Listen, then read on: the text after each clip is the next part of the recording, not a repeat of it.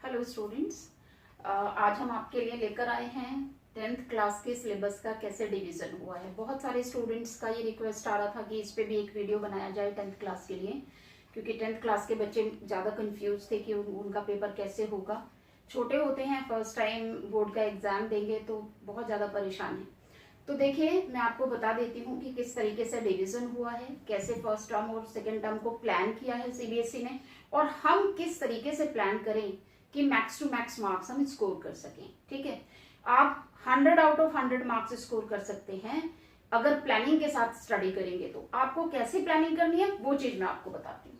सबसे पहले तो आप समझ लीजिए कि आपका जो साइंस का पेपर होता है 100 मार्क्स का होता है, जो कि केवल 80 मार्क्स का पेपर स्कूल में कराया जाता है। 20 मार्क्स जो है आपके इंटरनल असेसमेंट के होते हैं। ठीक है, इंटरनल असेसमेंट के होते हैं, इनको मैं बाद में डिस्कस करूंगी। पहले 80 मार्क्स के पेपर का हम डिस्कस कर लेते हैं। तो वो किस तरह से होता है, देखिए सबसे पहले समझिए, टर्म 1 होगा आपका नवंबर से दिसंबर के बीच में, टर्म 2 होगा मार्च से अप्रैल के बीच में। तो नवंबर से दिसंबर के बीच में है, अभी काफी टाइम है, आप अच्छे से प्रिपेयर कीजिए।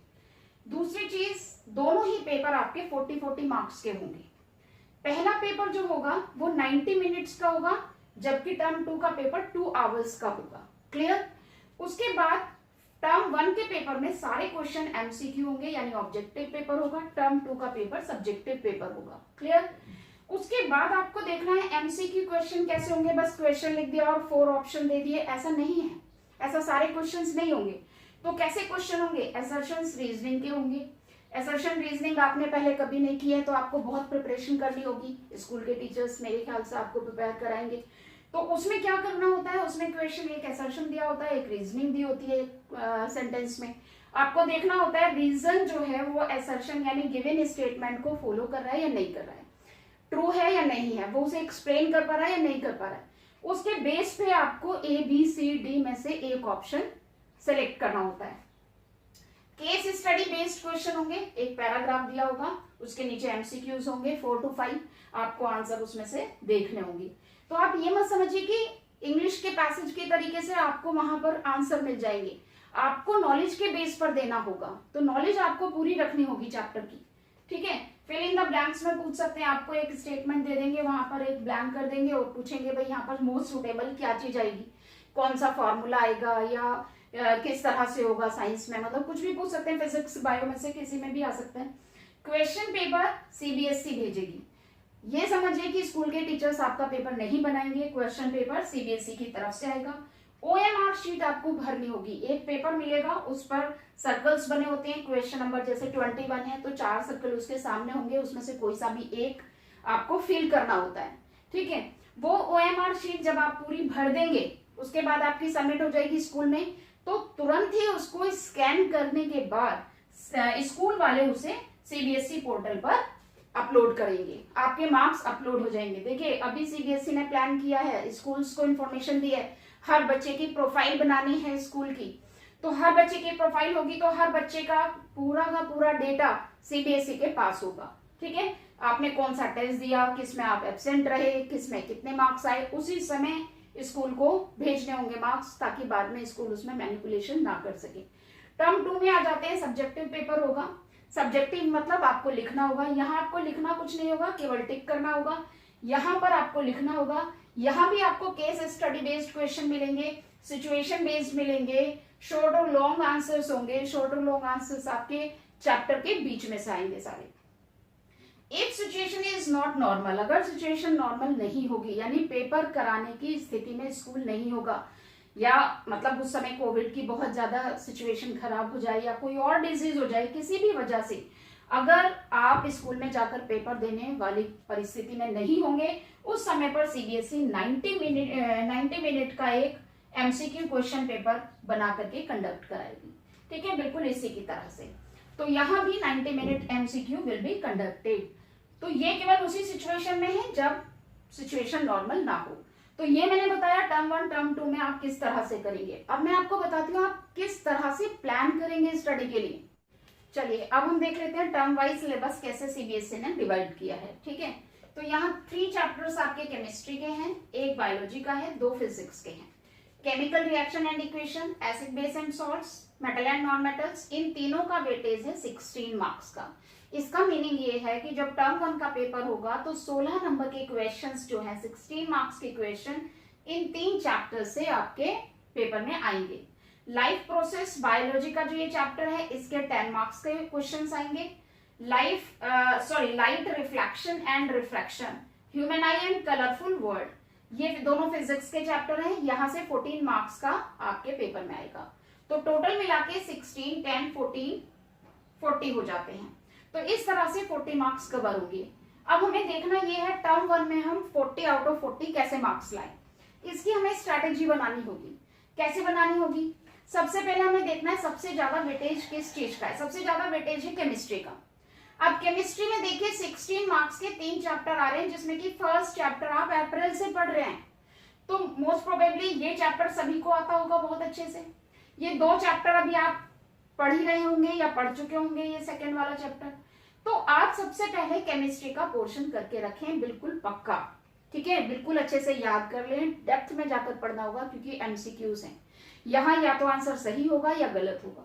तो आप जब तक सर्टेन नहीं होंगे कि ये इस क्वेश्चन का ये आंसर है, तब तक आपको 40 आउट ऑफ 40 नहीं मिलेंगे। तो इसलिए आपको बहुत डेप्थ में जाके पढ़ना है। सबसे पहले केमिस्ट्री की प्रिपरेशन करके रख दीजिए 16 मार्क्स की। उसके बाद आप सबसे पहले लाइफ प्रोसेस 10 मार्क्स का है, एक ही चैप्टर है क्योंकि आपके ज्यादा नहीं है। फिर बायो का करके रख दीजिए आप, एक ही चैप्टर है। उसके बाद लाइट का चैप्टर है और ये ह्यूमन आई हटा दिया गया है, आप देखेंगे जाकर के डिलीट है ये वाला पोर्शन। कलरफुल वर्ल्ड जो है यहाँ पर आप देखेंगे ये है, इसका कंटेंट है, तो इसका कंटेंट बहुत कम है। फिर आप इन दोनों चैप्टर को करके रख दीजिए 14 मार्क्स का, क्योंकि ये चैप्टर थोड़ा बड़ा है। आपको बहुत अच्छे से इसके बेसिक कॉन्सेप्ट्स क्लियर करने होंगे, क्योंकि यहाँ पर आपको न्यूमेरिकल्स भी मिलेंगे करने के लिए, ठीक है। तो ये आप बाद में करें, पहले ये 16 कर लें, ये कर लें, फिर ये पोर्शन करें बहुत अच्छे से, क्योंकि कॉन्सेप्ट बेस्ड चैप्टर्स हैं दोनों, तो बहुत अच्छे से आपको पढ़ने होंगे ये।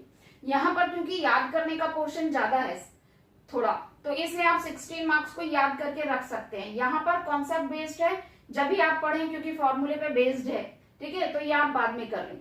तो इस तरह से अगर आप इसी तरीके से इसी डायरेक्शन में अगर आप प्रिपरेशन करेंगे, डेफिनेटली आपके 40 आउट ऑफ 40 मार्क्स आ जाएंगे। क्लियर? अब आ जाते हैं सेकेंड टर्म पे। देखिए सेकेंड टर्म में कार्बन एंड इट्स कंपाउंड, इसमें सिर्फ कार्बन की वर्सेटाइल नेचर तक है आपके यहाँ, यानी होमोलोगस सीरीज तक ये चैप्टर है। उसके बाद का सारा डिलीटेड पोर्शन है, यानी सिलेबस सीबीएसई ने वही रखा है जो लास्ट ईयर यानी 20 के एग्जाम्स में था। सेम वही सिलेबस जो है 21, 22 में आ रहा है। पीरियोडिक क्लासिफिकेशन का चैप्टर लगभग पूरा ही है। How do organism reproduce, heredity and evolution में से हेरिडिटी वाला इवोल्यूशन वाला पोर्शन जो है हटा दिया गया है, सिर्फ हेरिडिटी का पोर्शन है।